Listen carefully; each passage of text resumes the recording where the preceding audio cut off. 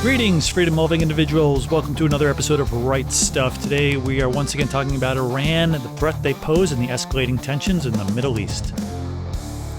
Tensions are high in the Middle East, and tensions are rising between factions of the MAGA movement as well.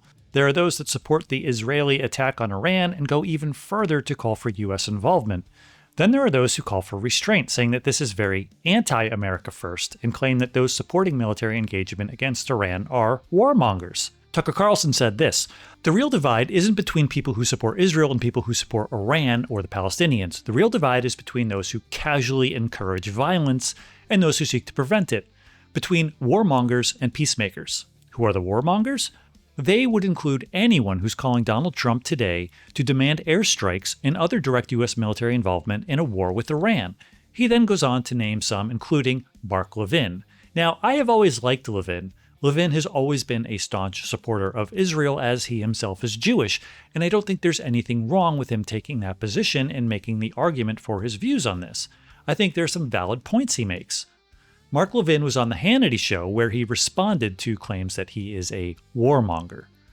This is a country that tried to assassinate our president. You know, in the good old days, that would be enough to blow them off the face of the earth. I'm a warmonger because I think that these 7th century primitive barbarians with 21st century technology should be removed so that we can protect our country, our families, our children.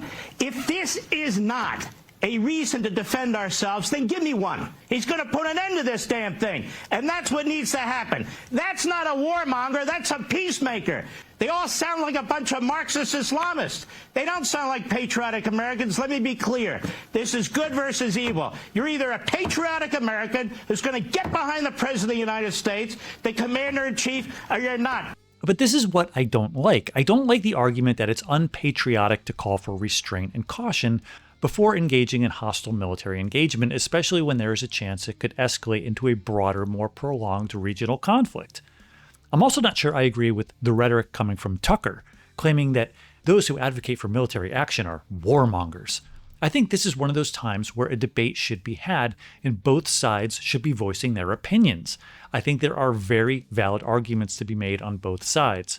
Trump has always been opposed to Iran having a nuclear weapon. He has not changed his position on that. He is also against endless wars, which some fear this might turn into if the U.S. is not careful. Personally, I'm not sure who is right. I would have generally taken the side in favor of striking a hostile regime like Iran, but history, namely Iraq, has taught me that things are not always so simple.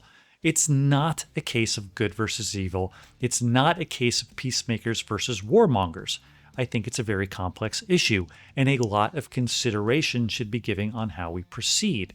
That is my position, and I'm willing to listen to both sides of the argument. And I think they do themselves a disservice when using the kind of inflammatory rhetoric and demonizing anyone else with a different point of view. Let's hear all sides and then make an honest attempt at finding the best solution going forward. Right stuff.